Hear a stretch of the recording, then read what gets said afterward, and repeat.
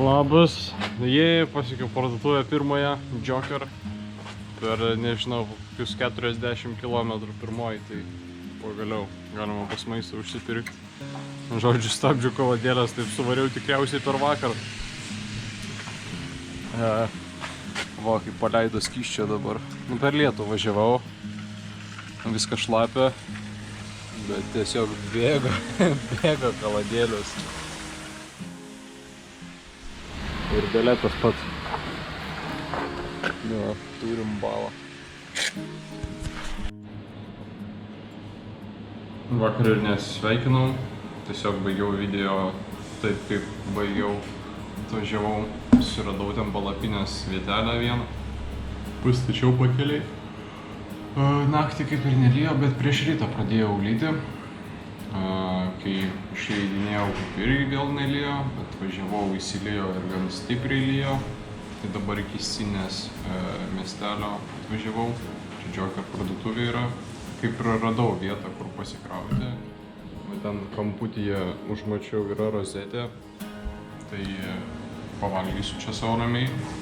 O paskui tiesiog gal kėdį ten pasistatysiu.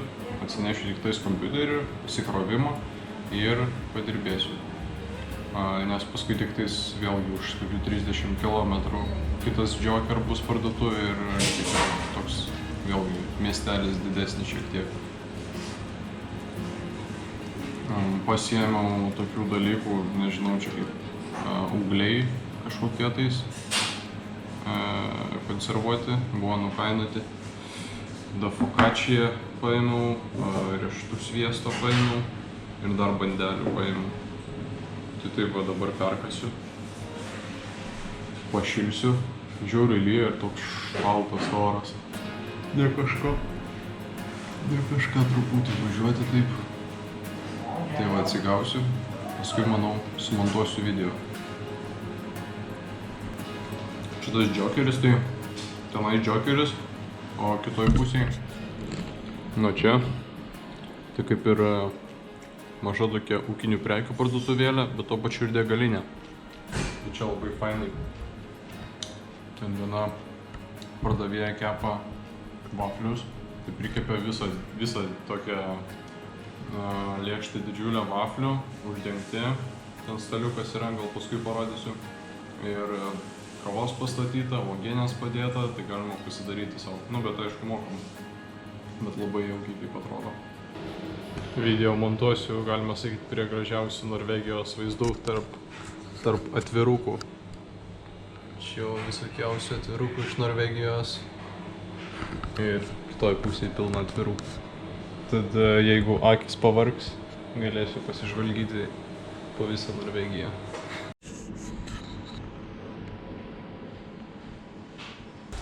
Kažkaip pradėjo gerklę po vakar dienos prieš tiek šiek tiek.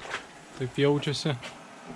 Tai pagersiu arbatėlės dabar, sumuštinių pasidariau. Paprastų su riešutų sviestu ir cukinija. O arbata bus liepžiedžių ir mėtų. Nu, ten miksas iš tamų likę, jau ne per daugiausiai liko. Ant dugno jau arbatos, tai kai pasibaigsiu reiks naujos nusipirkti. Na jau beveik. Iš pirmo užveriau, tada jau apsiprekinti ir dabar vėl užversiu. Tai manau taip daug geriau pritrauksiu. Nenustoja lyti nuo pat ryto visiškai. Bet gerai, kad turiu vietelę po stogu, tai galėsiu apsirengti gerai ir pirštines užsidėsiu ir viską ploščių, kelnes. Tai būsiu labiau pasiruošęs nei vakar.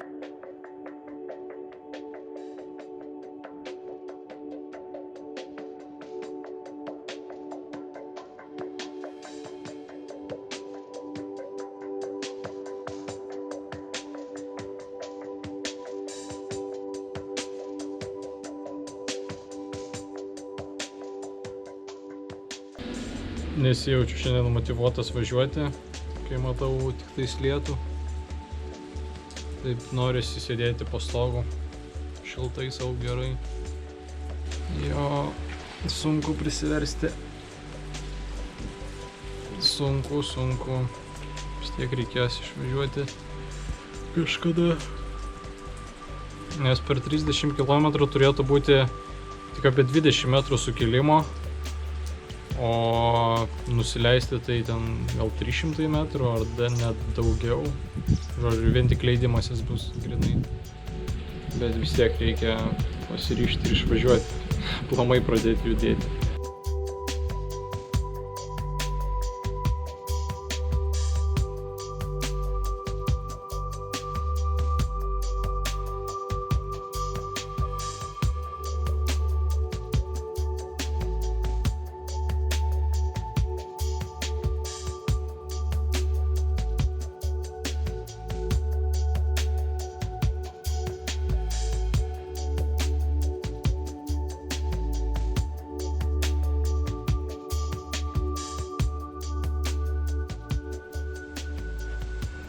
Na štai, esu atsparus vandeniui.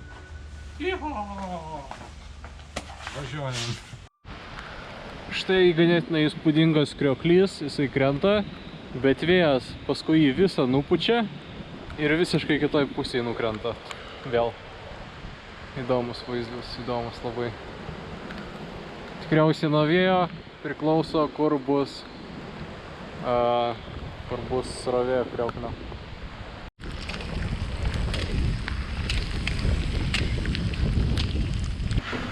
Po 30 km darau pertraukėlę, sustojau mieste vienam, nežinau koks pavadinimas, bet iki jo pagrindė vyko nusileidimas, tad vidutinis greitis visai neblogas buvo, šiek tiek virš 16 yra netgi. Bet dabar važiuosiu palei ežerą ir šiek tiek gali būti kalniukų. Lietus be sustojimo turėtų lyti ir šiandien, rytoj gal iki pusę dienos lys be sustojimo. Bet ir stipriai taip lyja. Tai dėl to minti taip nėra labai fainai.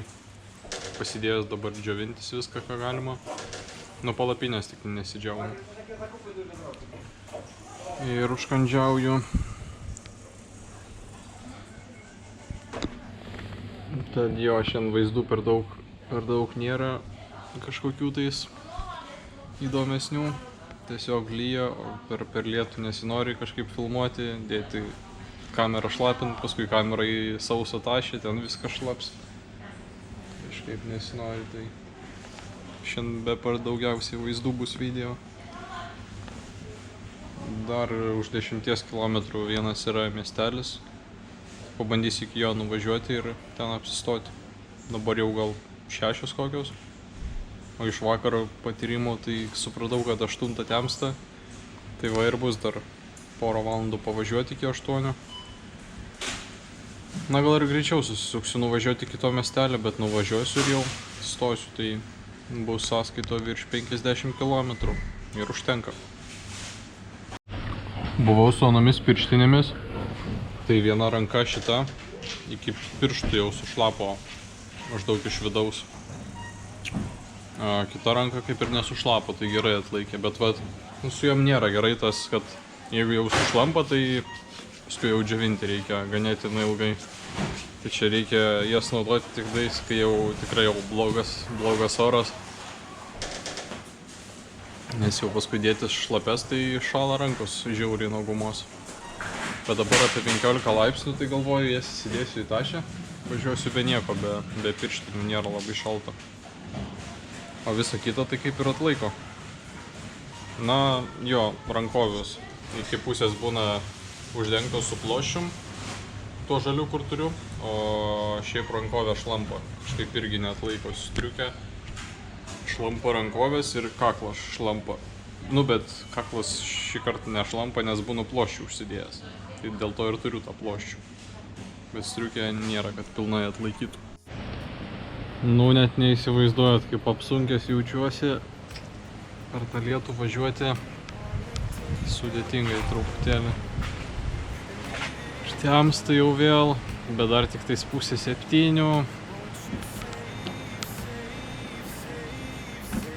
Bet jo, jau minu virš 10 dienų be poilsiadienio. Na, praeitas poilsiadienis jau prieš 10 dienų buvo.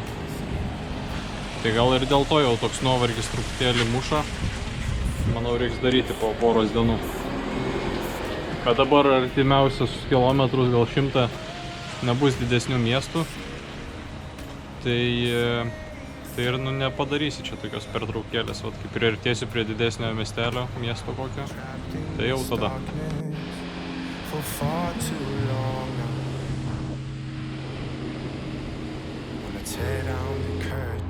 Du tuneliai laukia. Du.